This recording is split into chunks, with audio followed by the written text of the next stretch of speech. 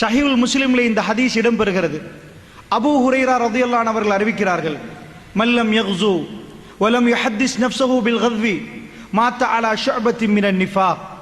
Abu Hurairah ரலியல்லாஹு அன்ஹு அவர்கள் அறிவிக்கிறார்கள், மல்லம் யக்ஸு, யார் போர் செய்யவில்லையோ, யார் ஜிஹாது செய்யவில்லையோ, ஜிஹாதுடைய களம் இருந்து யார் ஜிஹாது செய்யவில்லையோ அவர், வலம் யுஹத்திஸ் நஃப்ஸஹு பில் கத்வி, ஜிஹாதுக்கு கலந்து கொள்ள முடியவில்லை, எங்கேயோ நடக்கிறது, உடலால் நம்மளால் எதுவும் செய்ய முடியாத ஒரு நிலைமை இருக்கிற நேரம், யார் நம்முடைய மனதை அலட்டி கொள்ளவில்லையோ, மனதால் போராடவில்லையோ, மாத்த அலா ஷுஅபத்தின் மினன் நிஃபாக், அவர் முனாஃபிக்குடைய அடையாளத்தோடு மரணித்து விட்டார் என்றார்கள் ஸல்லல்லாஹு அலைஹி வஸல்லம் அவர்கள்.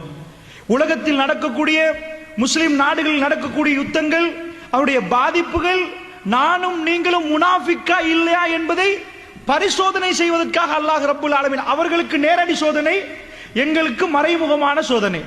அதாவது உலகத்தில் யுத்தங்கள் நடக்கிறது, முஸ்லிம்கள் பாதிக்கப்படுகிறார்கள், அந்த பாதிப்பு நேரம் எங்களுடைய கல்புகள் அலட்டிக் கொள்ளவே இல்லை என்று சொன்னால், காலையில எழும்புறோம், ராத்திரி வருகிறோம், எங்க பிரச்சனை மட்டும்தான் எங்களுக்கு பிரச்சனையாக இருந்தால், அந்த ஷாம் தேசத்தில், சிரியாவிலே, பலஸ்தீனத்திலே அந்த மக்கள் பாதிக்கப்படுகிற நேரம், யமனிலே முஸ்லிம்கள் பாதிக்கப்படுகிற நேரம், ஒரு வாட்டியாவது அல்லாஹ்விடம் கரம் ஏந்தி, இறைவா அந்த மக்களுக்கு உன்னுடைய உதவி வேண்டும் யா அல்லாஹ், அவருடைய கல்புகளை எல்லாம் ஸ்திரப்படுத்தி விடு யா அல்லாஹ் என்று நாம் கேட்காவிட்டால், இந்த சபை என்னையும் உங்களையும் அளந்து பார்ப்பதற்கான சபையாக இருக்கும். அல்லாஹ்வுடைய நல்லடியார்களே, ரசூலுல்லாஹ் சாதாரண வார்த்தை சொல்லவில்லை, மாத்த அலா ஷுஅபத்தின் மினன் நிஃபாக், ஸஹீஹுல் முஸ்லிமிலே வருகிறது, அவர் முனாஃபிக்குடைய அடையாளத்தோடு மரணித்து விட்டார் என்றார்கள் ஸல்லல்லாஹு அலைஹி வஸல்லம் அவர்கள்.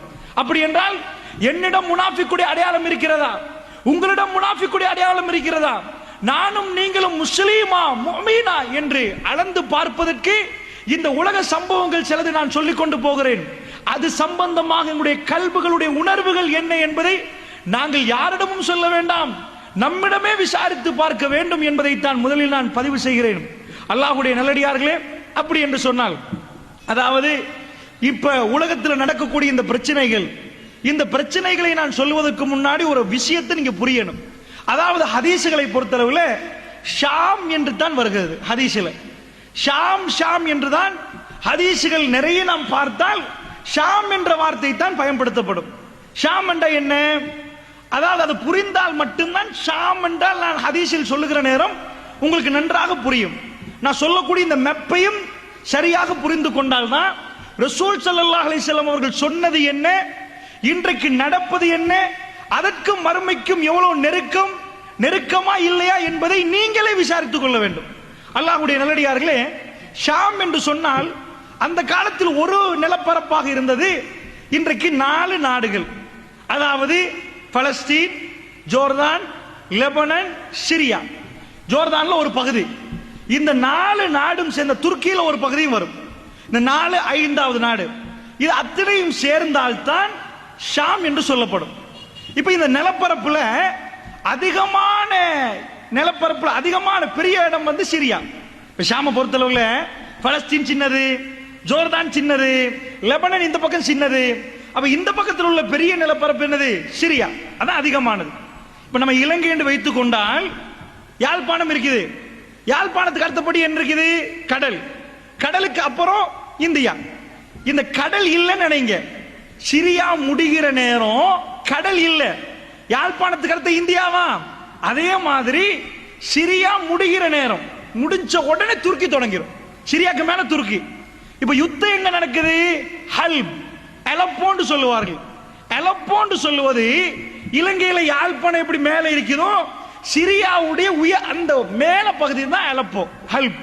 இந்த ஹல்புக்கு மேல, ஹல்பை தாண்டினா துருக்கி. ஏன் இதை சொல்றேன்னா, ஹதீஸ்கள் எல்லாம் இந்த இடத்தோட தான் சுத்தி வரும். அதனால நல்லா புரிஞ்சுக்கோங்க மெப்ப.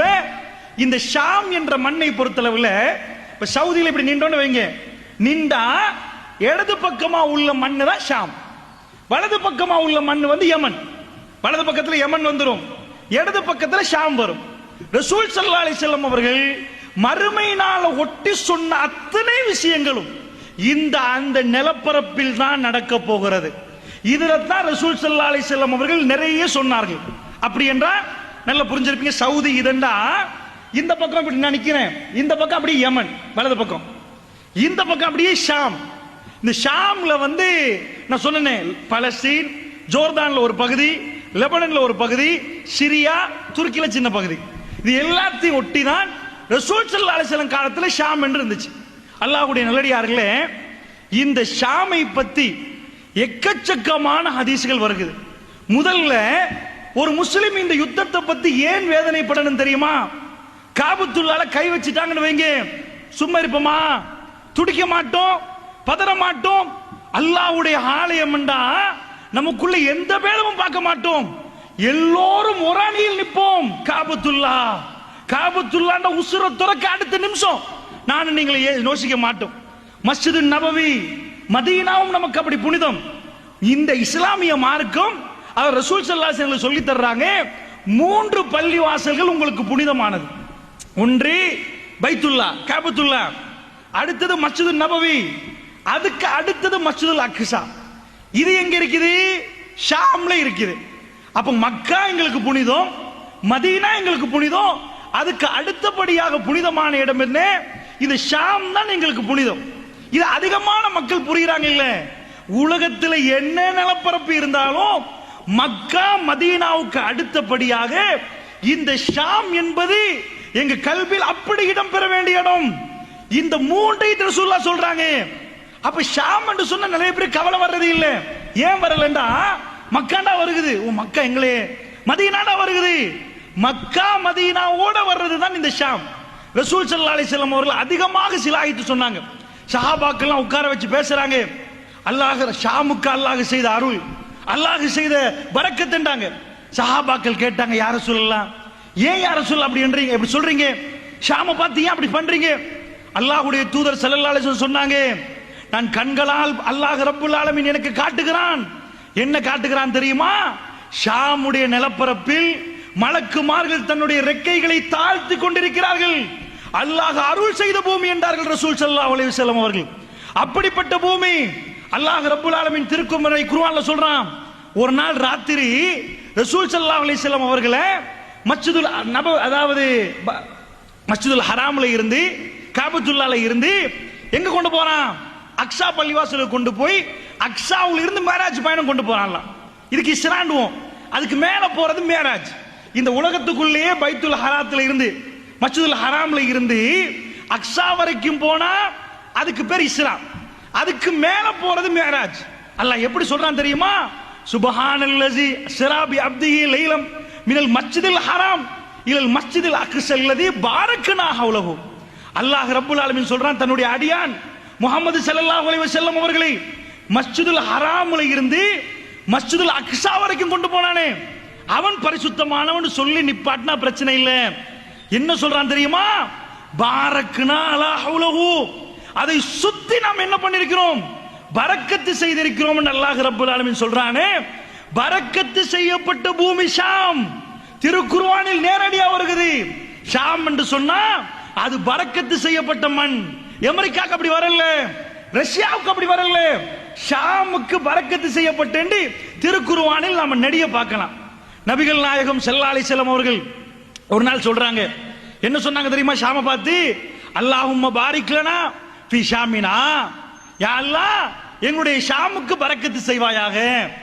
ரசூல் ஸல்லல்லாஹு அலைஹி வஸல்லம் சொல்ற நேரம் ஷாம் எங்க கையில இல்ல, கிறிஸ்தவர் கையில. அல்லாஹ்வுடைய தூதர் என்ன பண்றாங்க தெரியுமா? அல்லாஹும்ம பாரிக் லனா ஃபீ ஷாமினா. ஹதீஸ் நல்லா பாருங்க வாசகத்தை. யா அல்லாஹ் எங்களுடைய ஷாம்ல எங்களுக்கு பரக்கத்து செய்வாயாக.